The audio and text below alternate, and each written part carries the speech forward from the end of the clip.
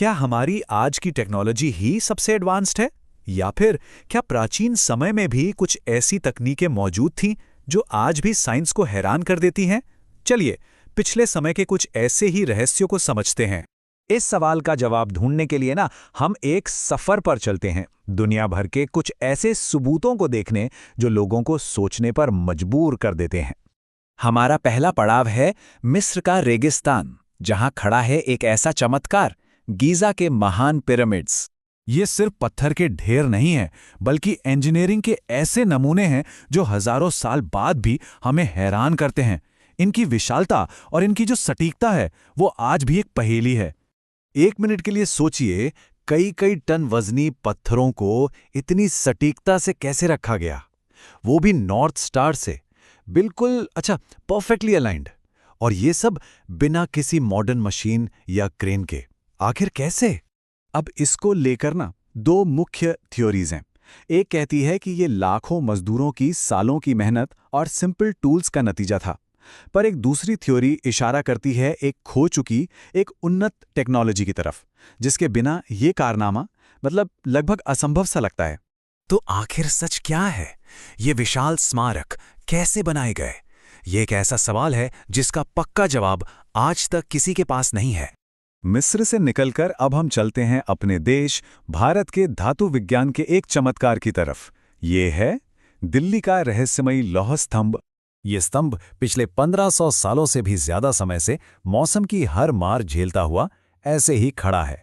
इसकी सबसे हैरान करने वाली बात क्या है? आप सोचिए, आज का बेस्ट से बेस्ट लोहा भी कुछ सालों में जंग पकड़ लेता है, लेकिन 1500 साल खुले आसमान के नीचे रहने के बाद भी इस स्तंभ पर जंग का एक निशान तक नहीं है। यह सवाल उठाता है कि क्या प्राचीन भारत का धातु विज्ञान मेटलर्जी हमसे भी ज्यादा एडवांस थी? क्या उनके पास कोई ऐसी खोज चुकी तकनीक थी जिसे हम आज तक नहीं समझ पाए हैं?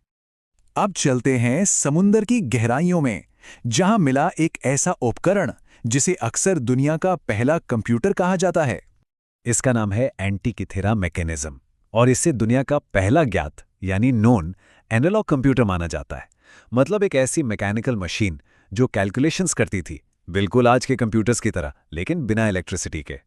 ये कॉम्प्लेक्स मशीन ग्रहों की गति को ट्रैक कर सकती थी, और यहां तक कि सूर्य और चंद्र ग्रहण कब होंगे इसकी बिल्कुल सटीक भविष्यवाणी भी कर सकती थी। और ये सब सिर्फ गियर्स और डायल्स की मदद से।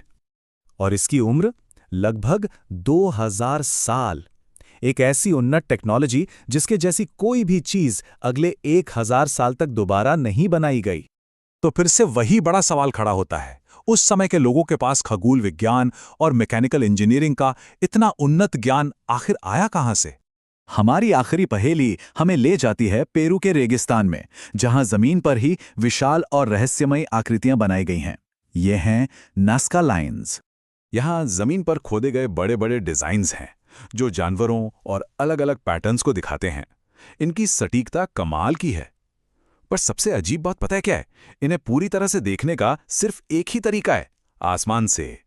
और यही तो इसकी सबसे बड़ी पहेली है। जिस सभ्यता के पास उड़ने की कोई टेक्नोलॉजी नहीं थी, उन्होंने ऐसे विशाल और सटीक डिजाइन्स कैसे बनाए जिन्हें देखने के लिए ही ऊपर से देखना जरूरी है? तो मिस्र की वास्तुकला, भारत का धातु विज्ञान, ग्रीस की मैकेनिकल इंजीनियरिंग और पेरू के विशाल डिजाइन्स, ये सब अलग अलग सभ्यताओं से हैं, पर इन सब में एक बात समान है। ये सभी उदाहरण इस बात का सबूत हैं कि प्राचीन सभ्यताएं हमारी सोच से कहीं ज्यादा उन्नत और जानकार थीं। शायद उनके पास कोई ऐसा ज्ञान था, ऐसी टेक्नोलॉजी थी जो वक्त के साथ कहीं खो गई। और अगर ये सच है तो ये हमारे लिए भी एक चेतावनी हो सकती है। क्या ये मुमकिन है कि भविष्य में हम भी अपनी आज की उन्नत टेक्नोलॉजी को इसी तरह खो दें? तो आखिरी सवाल ये है, क्या हम सच में इतने एडवांस्ड हैं जितना हम सोचते हैं, या हम सिर्फ उस पुराने खो चुके ज्ञान को दोबारा ढूंढ रहे हैं? सोचिएगा जरूर।